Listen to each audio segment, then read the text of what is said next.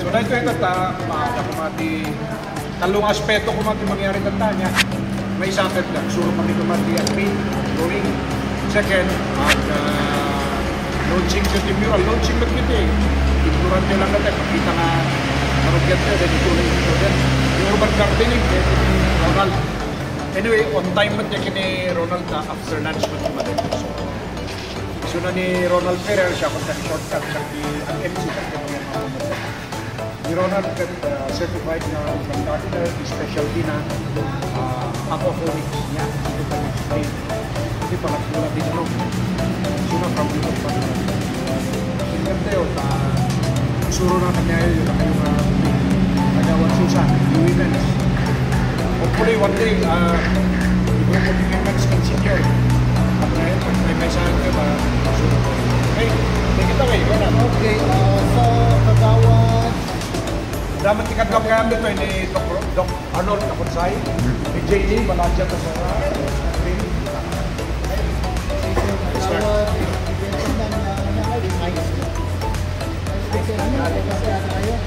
okay, short ko lang na yung makawat yung kami na. Hindi ka makawat yung kami. Ano kayo makawat? Okay. So, tarabigin ko introduce ko niya yung hydroponics. Ano yung hydroponics? Ang hydroponics yung halaman na nabubuhay sa tubig sa tulong ng nutrient solution. Ano ito yung nutrient solution na nakakatulong sa halaman para mabuhay sa tubig? Ito yun. Meron tayong tinatawag na NPK. Ito yung NPK, yung nitrogen, phosphorus, and potassium. At the same time, meron siyang calcium nitrate. Ito siya. Okay, laging magkasama to, mag-asawa. So pag silinis lang nyo ito, pag 2 ml dito, 2 ml dito, lagay nyo sa 1 liter, yun na yun. Magbubuhay na yung halaman. Okay, so ito. So para makita nyo kung ano yung tsura ng hydroponics, ito siya. Ayan. See? So ito yung hydroponics na sinasabi. May root siya nakikita. Pag sa soil, hindi nyo ito makikita. Binikalin mo yung soil nakikita mo. Pero sa hydroponics ito, kitang-kita mo. Ito yung tinatawag na nutrient solution niya. Okay? Ayan yung tinimpla ko. Dito lang gano'n yan. Kung nalait dito at pagtulong dito, lagay mo sa 1 liter of water, that's it. Yun yung kailangan ng isang halaman, 1 liter lang. Hanggang sa harvest mo yun. Ayan. So ano-ano yung mga pwedeng tatanong sa hydroponics? Pwede tayo sa leafing. Fruit bearing. Anong tinatawag na fruit bearing? Yung mga namumunga tulad ng pipino. Ayan. Pipino, strawberry. Yan, mga fruit bearing yan. Ano pa yung pwede natin itanim sa hydroponics? Ito, lettuce. Okay? So, paano hinahanda ang hydroponics? Simple lang. Kailangan mag-produce kayo ng coco peat. Ano itong coco peat? Ito yung material na galing sa sa bunga ng inyong inasmus. Ito yung hindi. Ayan siya. Ito ang magiging growing media niya. Wala itong nutrients. It serves lang ito na pang-hold. Ang function nito is para hawakan niyo yung halaman. Okay? So, paano hinahanda ang growing media natin na coco peat? First is ang gagawin niyo is i-boil nyo lang ito. Bakit natin i-boil? Para matanggal yung mga acid niya, yung pathogens niya, yung mga bacteria, mga lava niya. So, paano pino-boil? Simple lang. Wakan nyo lang niya. Lagyan nyo ng tubig. Masang-masa siya. I-boil nyo mga 5 to 10 minutes. So, pag kumulo na siya, ayayin nyo muna, palamigin nyo muna. Okay?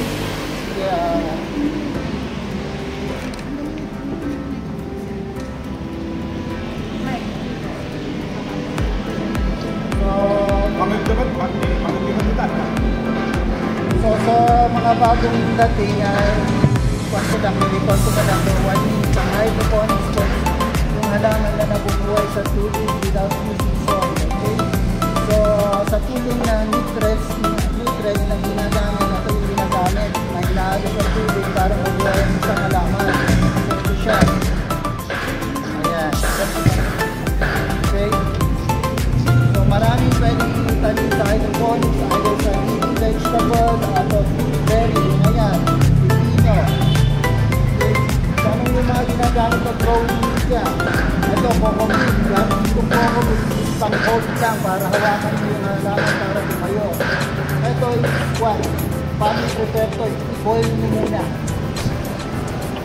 Pakuluan nyo, 5 minutes. Pag kumulo, hayaan nyo muna lumamig, tapos gayin nyo. Pag natanggal nyo, niya. So, pag nakapag-prepare na kayo yan, gumawa kayo ng strainer. Strain nyo. Then, maganda na rin kayo ng natawag na sealing tray. Dito kayo magpupula ng mga seeds nyo. May tatanim. Bahala na kayo mga rin yung tatanim nyo. Either textile, lettuce, kung ano yung tatanim. So, ang hydroponics is actually isang lang tumatagal siya tulad nito is 36 days. 36 days is ready to harvest na. Kaya yung isang pagpakitaan. Okay. With this, ito, marami na ito. This is 100 ml. Imagine ito, 100 ml pag pinili nito sa 3 days. Ang ratio nito is 2 ml per 1 liter. So, ilan yun? Ilang kechay nyo yun? Bahala na kayo. Magaling sa master nyo. So, ano yung nabistay nito? Ito, nabistay na pamukit. Ito siya. Okay, maglagay lang kayo sa seedling tray.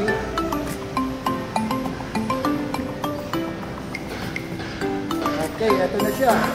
Pag nalagyan nyo na ng coco pit yung seedling tray nyo na, makakaw na. Okay, sprayan nyo siya ng tubig para hindi buhaga. Pag natin i-style yung coco pit, para yung roots, madali siyang mag-spread. Kasi pag hindi siya nag-style, mahirapan yung roots kasi marami siyang tawag sa pizza. Parang buhay. At unlike yung nag-style, display mo siya. Madali siyang mag-spread. Ayan yung tubig para hindi basa-basa konti.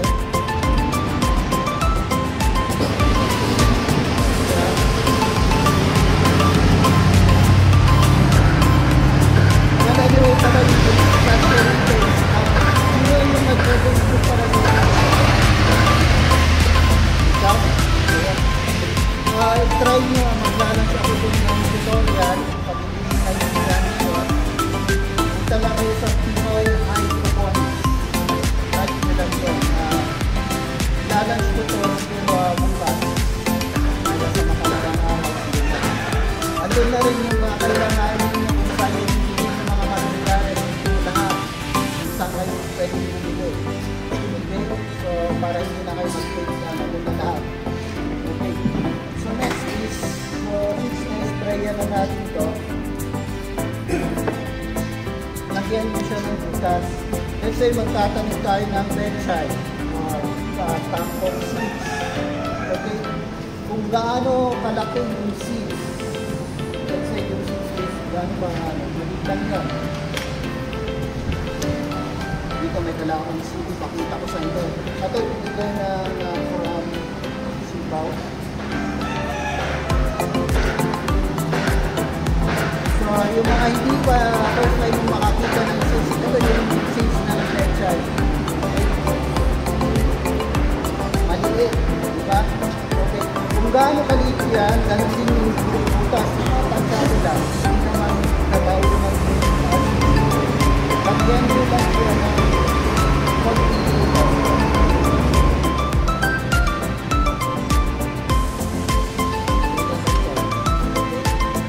and then, drop nyo na ngayon yung seeds.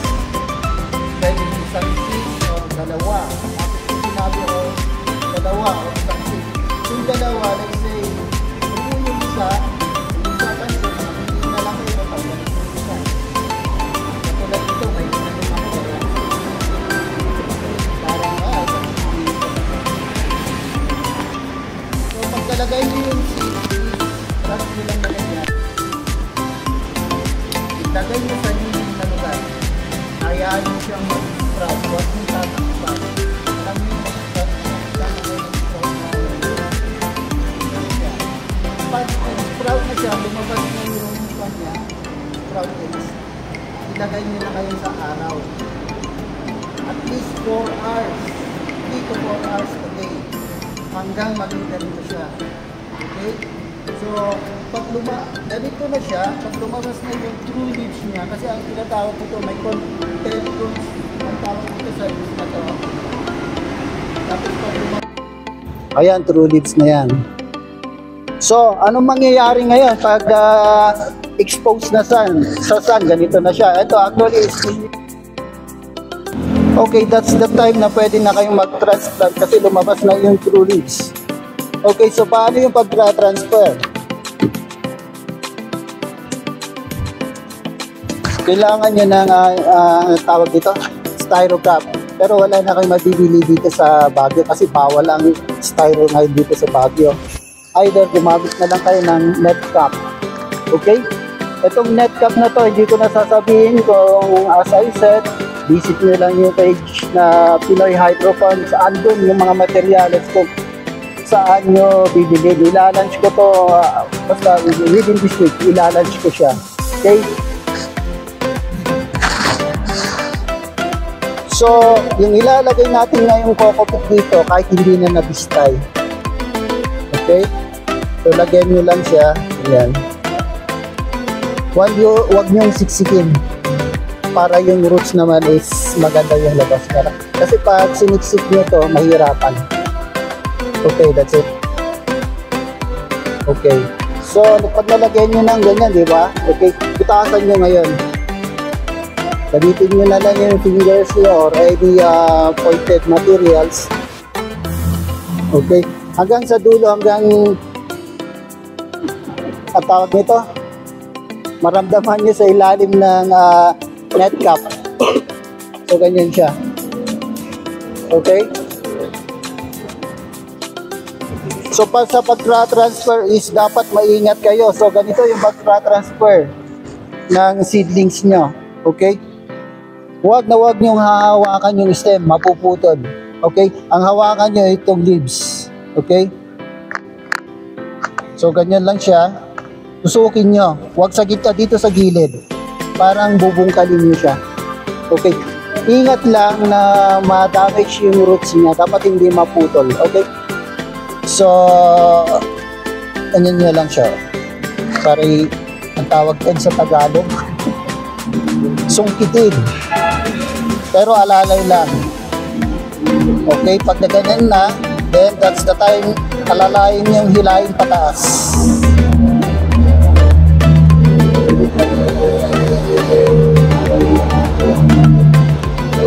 So, ayun na siya. So, hindi na putol yung roots niyan. Okay, dapat be gentle yung kamay nyo. Parang nagmamahal naman kayo, be gentle, okay? So, paano nyo ibabaon to? Dapat ang pagbabaon nyo is, kasi pag ang seedlings, kasi pag hindi naarawan, tumatangkad to. Legi ang tawag. Yung tawag is kanyang tangkad. Parang extraterrestrial siya, okay? So, ibaon nyo lang. Saan natin, hanggang saan natin ibabaon? Hanggang dito sa leaves niya, okay?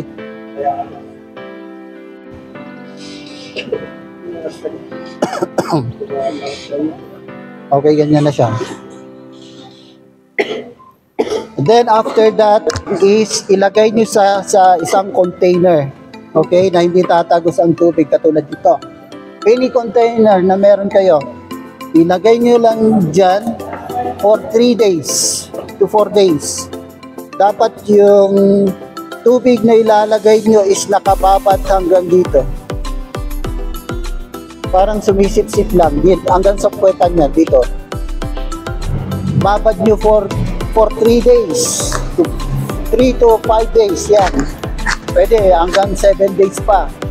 Pag alam nyo nang may lumalabas na ugat, dito, ito wala pang lumalabas. Pag napansin nyo nang may lumalabas na ugat, that's the time na ililipat na natin sa container na pwede siyang malagyan ng tubig. Ano yung pwedeng paglagyan? Katulad nito, box. Itong box na to is made in plywood. Plywood lang to, mga rita-ritaso. Okay? Excuse me. Dinalutan ko lang to ng garbage bag. Okay, ganyan yan. Creative na lang kung paano nyo palutin. Okay? Practicing nyo. Kung wala naman kayong box, is either gumamit kayo ng bottle ng Coke.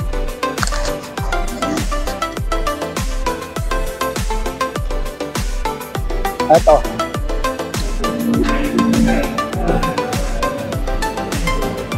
So dito nyo ngayon ilalagay yung kunwari, ito is 5 days na siya, 7 days, ganito na siya, may lumalabas na ugat. That's the time na pwede nyo nang ilipat ngayon siya. Okay. So pag nailipat nyo na yan, para mabuhay to ng continuous na lumaki ng barang ganito, nalalabas na yung roots, is doon na tayo maglalagay ng tubig na may nutrient solution. So, meron tayong ginagamit na nutrient solution, may pang lettuce. Ito pang lettuce lang to. Meron namang ginagamit pang leafy. Ano yung pang leafy? Mga pechay, pak choy, mustasa, okay? Tapos may pang fruit bearing din, separate yun. So paano timplahin to? In every 1 liter, 2 ml nito. Ang required sa pechay is ganito siya para maintindihan nyo. Kailangan ng pechay ng 800 ppm. Ano yung 800 ppm? Ano yun? Hindi namin alam yun. Yung ppm is parts per million. Para maintindihan nyo maigi, ito, sample ko sa inyo. Ano to? Tubig. Okay, this is water, plain water. Galing sa gripo.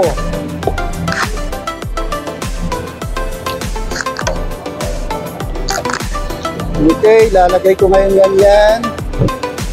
So, anong kailangan natin? So, sa pagme-measure nyo pala rito, para hindi kayo mahirapan, meron kayong weighing scale. Ito is up to 500 grams ang kaya nyang i-measure, okay? Nabibili ito sa Shopee, 170 ito. Kaya niyang sukatin hanggang 0.01 ml, 0.01 grams. Pero ang required is 2 ml lang yung susukatin natin. So pag nakapagsukat na kayo is itrap nyo lang sa water. So ano yung ppm? Let's say ito yung water.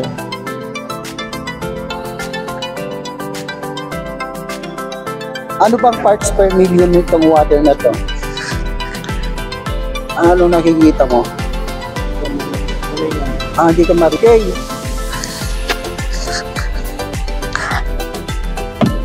Sa ulan, ano kaya sa tingin nyo? Sino mas malinis, sa gripo o sa ulan? Pwede pang inumin dahil yung diretso, yung galing sa ulan? Hindi po, i-boil nyo muna.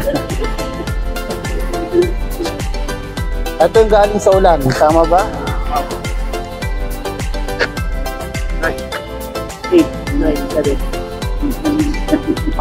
Kayo nang bahalang humusga, hindi na ako magsasalita dyan. Okay. So, ang required natin is 800 ppm ang kailangan ko. So, meron na ako natimpla rito. Imaginin nyo na lang, nakapagtimpla na ako ng 1 liter. Ito, 2 liters yata ito. Nilagyan ko ng 4 ml nito at saka 4 ml nito. Depende, or either 5 ml nito at saka 5 ml nito. Hanggang ma-reach mo yung 800 ppm. Now, ganito yung mangyayari niyan.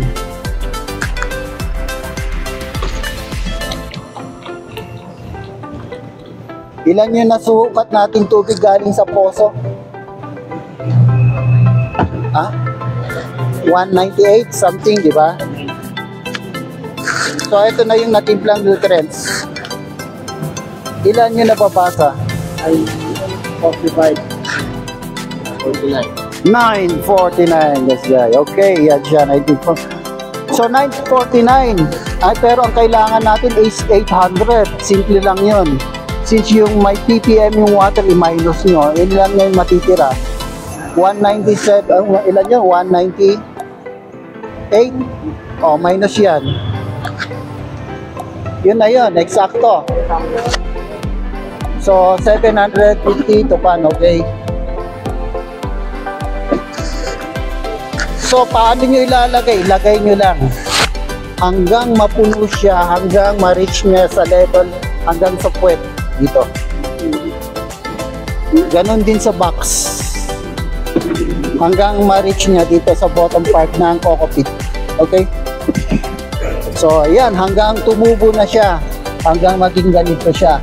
What if sakaling naubusan na siya ng nutrient solution na may halong tubig? Dagdagan nyo. But this time, is wag nyo nang pupunuhin hanggang sa, dito sa bottom part. Hanggang dito na lang. Para yung natira is ang tinatawag na air roots. And be sure nga pala, pagka-transform nyo to, is ibabad nyo na siya sa araw kasi kailangan ng halaman ng sunlight. Sunlight, hangin. Okay? So that's it. Pag nagawa nyo yun, yan na yung tinatawag na hydroponics. Okay? So, yun lang po yung aking i-introduce sa inyo. Simple lang po. So, yung mga pag hindi nyo naintindihan, i-visit nyo lang yung Pinoy Hydroponics. Gagawa ko ng video doon. Okay? Detalyado yung gagawin ko doon. Okay? Ito ay strawberry to. Okay? So, i-click nyo na lang, i-search nyo lang yung hydroponics. Andun ang detalye.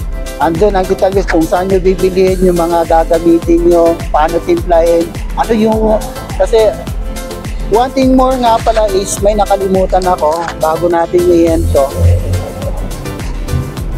So, hindi lang TPM ang susukatin natin, pati pH.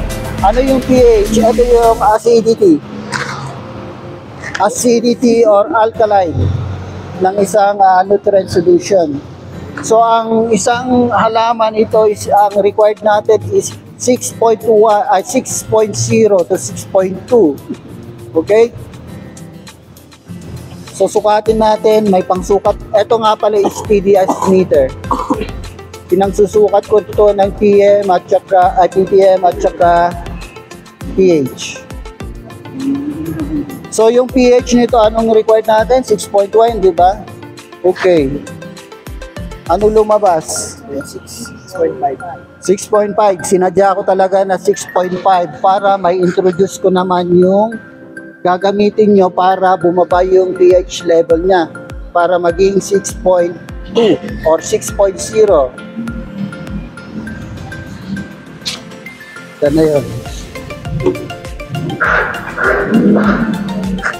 Gagamitan nyo ng pH down. Patakan nyo lang ng konti. Measure nyo. Bababa yung pH nya. What if, sir, paano naman pag yung tinimpla namin is 5.0, paano namin ma-reach yung 6.0 na pH? Either magdagdag kayo ng nutrient solution or